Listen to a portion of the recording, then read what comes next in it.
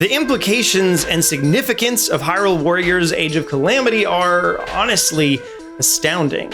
If you asked me prior to September 8th, 2020, what I thought Nintendo could do to change this much this fast, I don't know that I would have had an answer. Now, obviously, yeah, I'm excited to play it, but if I'm being honest, when I think about what this game means, it kind of changes everything.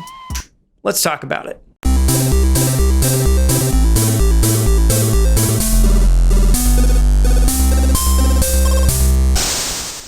Now, when I say what this game means, I'm speaking kind of broadly, what it means for Nintendo and what it means for Zelda, and also what it means for us to get to play it. And I'm sure there's things that I'll miss, but before I get into that, I kind of just want to talk about why I'm excited for this game specifically. Because honestly, I haven't really been into the Warriors games in the past, so it's surprising to me that I would be so excited to play one. And obviously, I'll only have a limited amount of time to talk about it in this video, but then we have our podcast every Saturday, and we'll be talking about this game way more there. So you can tune into that if you want, youtube.com/directly to you. There's a little end card and it's in the description below. But AJ and I will talk all about this game, what it means for us, why we're excited about it, and all that. But let's get into it. So first of all, if you're a regular here, you know I love Breath of the Wild. It's my favorite game of all time. It was so good. But it did need more story. And this is one of those things where now that we have this game coming up, it kind of contextualizes all of Breath of the Wild to where if I were to go into playing Breath of the Wild for the first time now, knowing that there's a prequel, depending on how good this game is, I guess, to be honest, it changes the fact that there's not much story in Breath of the Wild because it's all told as legends and backstory and stuff, but that's kind of so that it doesn't ruin this other game. Because like we like in Hollow Knight or Dark Souls or whatever, where the story is told a bit more contextually and we don't really know, but we have to piece it together ourselves. So now when I know that there is a way that I can find out all those events, it's not really that big of a deal that there wasn't a lot of story in Breath of the Wild itself. And I've had this speculation for a while, and I don't think I'm the only one, but I've wondered if the DLC for Breath of the Wild was supposed to be a lot more story heavy, where they were going to round it all out, whether with the prequel or like I previously thought with Breath of the Wild 2, but then instead they kind of shortened it because they had grander ideas for those things. So all that to say, I'm really excited just for the story implications to know what happened back in the Age of Calamity. And then, like I said, I don't really care about the Warriors style, but I tweeted this out earlier today. I think that if it were a choice between this story told in the Warrior style or in the Breath of the Wild style, I kind of choose the Warrior style anyway. I probably won't enjoy the gameplay as much as I might otherwise, although that's yet to be seen. But the benefit of this is we get to play as the champions, and not only that, but it's a war.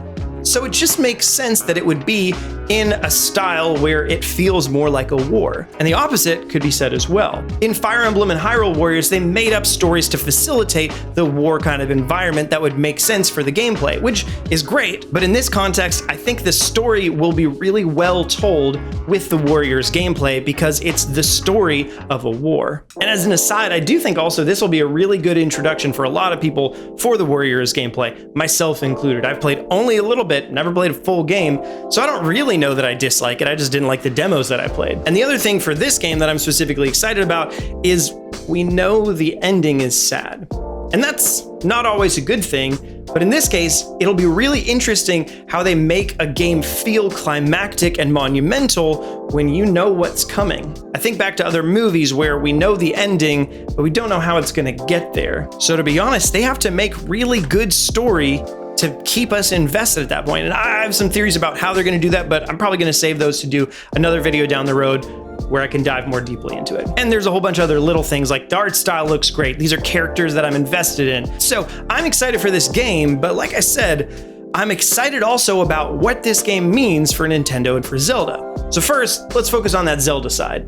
So one of the things that would be interesting for Zelda is I wonder if this does kick off that 35th anniversary. Of course, we know about the Mario 35th anniversary, but that one's supposed to have been going on for a while now. So obviously Nintendo can't change what year anniversaries are in, so they just went ahead and did the Mario one when they could, and it's just gonna have to wrap up when it does. So yeah, I wonder if this is the start of the 35th anniversary celebrations for Zelda, and it caps it off. holiday next year for Breath of the Wild 2. Now, of course, I was hoping and kind of expecting that March might be a good date for Breath of the Wild 2, but obviously that's not going to be the case. Not only would it not make sense for the release of these two games being so close to each other, but that's kind of what they implied in the announcement trailer for this one anyway. But then between that, there could be all sorts of other Zelda releases that happen. And again, we'll probably delve further into that in a future video, but I'm pretty excited at the prospect. And as we look forward to Breath of the Wild 2, I'm also really excited because the fact that this is a prequel means that that game is a sequel. Of course, they used the terminology sequel when they announced the game in the first place, but it was possible that they just meant chronological sequel from a release date perspective, but that it was maybe actually a prequel in terms of, story and stuff. This solidifies it as being afterwards, which is exciting to me because we don't know what's coming. We don't know what that means. We know Ganondorf is in there, we know Zelda's in there, and that's it. It reminds me a bit, unfortunately, of when I saw The Last Jedi, and at the end of the movie, I had no idea what was coming in the movie following it. Of course, episode 9 turned out to be kind of not the best, and they just went back on all the stuff from The Last Jedi. Anyway, besides the point, I'm not even that big of a Star Wars guy, but that feeling of unknown, of not knowing what's coming, was something that's really exciting and is exciting again now. And the fact that there's this much story that's going to be happening in Age of Calamity means that they're probably setting up for even more story in Breath of the Wild 2. I assume they'll do some kind of recaps to be able to catch you up on what happened before, and I don't even have anything really concrete to go on with this, but I think the fact that they care about this story just shows that they're going to continue caring about it in the future. And the fact that we'll have a second character with us through Zelda, which will hopefully be co-op, or at least you can play as both of them at some different times, whatever. That means that they'll have mechanisms to actually be able to tell these stories more easily without reverting to memories and all that kind of stuff. And the thing I still don't know for the sequel is what the world is going to be like. How much further in the future is it? Because I assume only a couple of years, because it doesn't look like they've aged in the promo material we've seen. But how are they going to justify changing Hyrule that much that it's going to be exciting to explore again? I'd still be really interested to find that out. I've got a couple theories, but I really have no idea, to be honest. But then again, this is exciting not just for Zelda, but finally for Nintendo as a whole. For example, telling a canon story in a spin-off game is hugely significant. What this means is they can tell stories that aren't limited to their medium.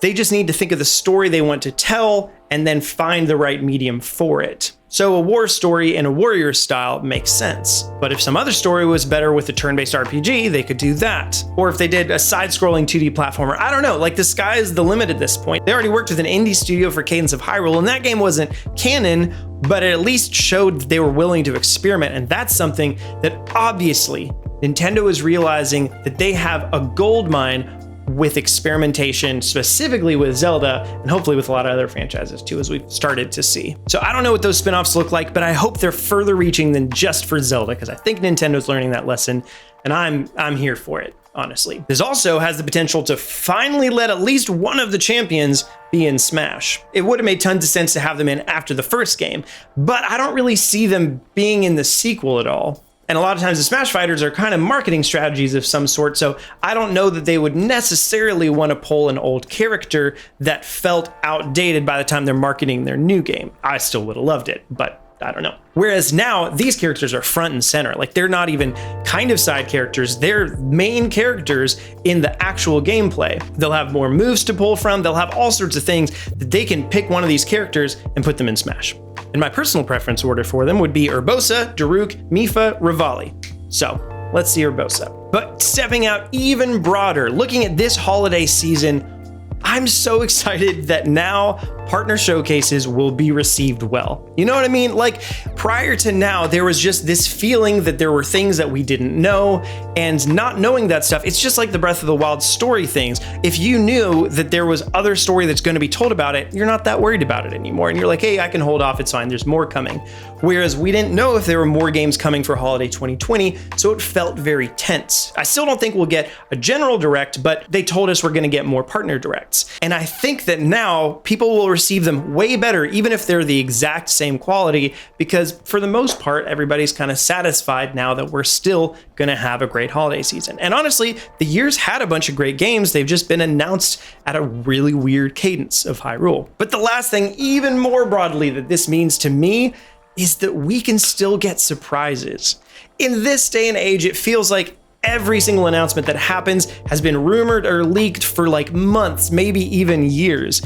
Almost everything that we had come out in 2020, we already knew about in some way, which is fine, but it's a lot less exciting at the same time. And it sucks for Nintendo. Like, I think they would like to be able to surprise people with it, and I would love to be surprised. So this was a huge surprise. I hadn't heard anybody talk about this specific game. Some people seem to know that something was coming, but this specifically, I'm very excited about. So what does that mean for the future of Nintendo? There can still be surprises when we don't just know every single thing that's coming out.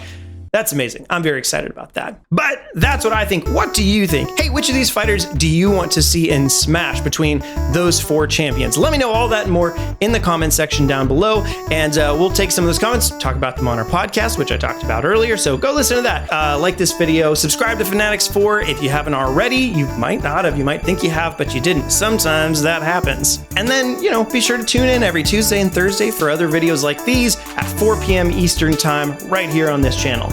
All right, that's it for me. I'm just gonna sit around, stare at the wall, waiting for Zelda to come out. Talk to you later. Bye.